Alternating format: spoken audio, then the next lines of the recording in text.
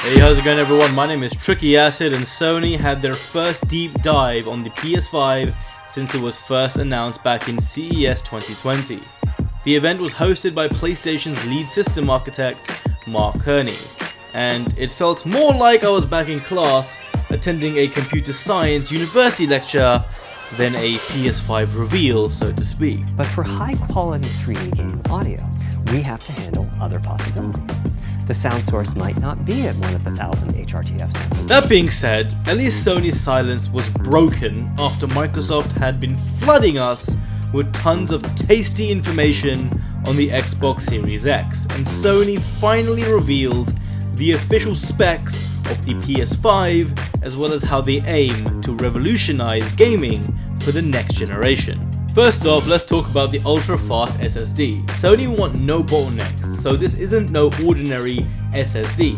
Sony have a custom-built ultra-fast solid-state drive which is rivaling high-end NVMe drives which you'd only see in super high-end rigs, like in my PC. The PS5's ultra-high-speed SSD, which can read data at 5.5 GB, is ludicrously fast. This rivals PCI 4.0 M.2 drives, which are the fastest storage mediums on the market today, which can read and write up to 7 GB per second. Mark mentioned this ultra-fast SSD will be so quick in fact that it will eradicate load times, fast travel will be instant, and that games will be running at such a speed when it comes to loading that developers would need to actively slow down their games to create a sense of movement from one area to another. Imagine GTA 6 and you're traveling to another destination. Without load times, it would bring immersion to a whole new ballgame. The console is said to have 825 GB of usable SSD storage. It's an odd number, I know, when we have 1 TB SSDs out there, but the choice was proprietary, as it would be most suited for Sony's custom SSD's architecture. I told you, it's not some bulk standard SSD, this is some next level shit. You'll also get to expand the PS5's internal memory, but it's more than just plugging in a standard SSD or HDD via a USB port. As I said, Sony don't want any bottlenecks, and so in regards to expanding the memory, you'll be able to install select M.2 NVMe drives through a bay that can be opened on the system.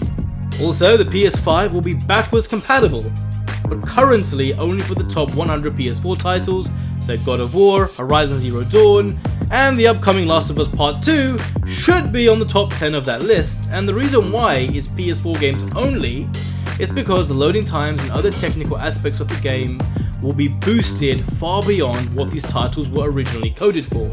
And for games that were on older hardware such as the PS3, PS2 and PS1, I reckon it would just be impossible for those games to try and match up to the loading speeds and other upgrades that the PS5 is set to deliver. Audio is another area that's been redesigned from the ground up for Sony's next-gen system, as it has become part of the console via a custom-built hardware. It's known as Tempest 3D Audio Tech, the Tempest engine as they call it, and it's a part that is embedded into every PS5 console, and it will take immersive audio to a new peak for console gaming by introducing 3D audio. Sony really wants you to feel like you're truly in the game more than ever before. Also, it will have 16 GB of GDDR6 RAM, same as the Xbox Series X, and when it comes to the CPU and GPU, just like the Series X, it will be using the latest AMD Zen 2 chipset, and these aren't even available for PC yet. And the PS5 will be running an 8-core Zen 2 AMD CPU running at 3.5 GHz with variable frequencies, and it will be using a customized version of AMD's new RDNA 2 GPU, which delivers 10.28 teraflops of computational power. Yep, all that jargon probably went straight over your heads, but look, in simple terms, it's bloody powerful and it does sound pretty damn impressive, which it is. And I reckon Sony is going to deliver some outstanding exclusives just like they did with the PS4.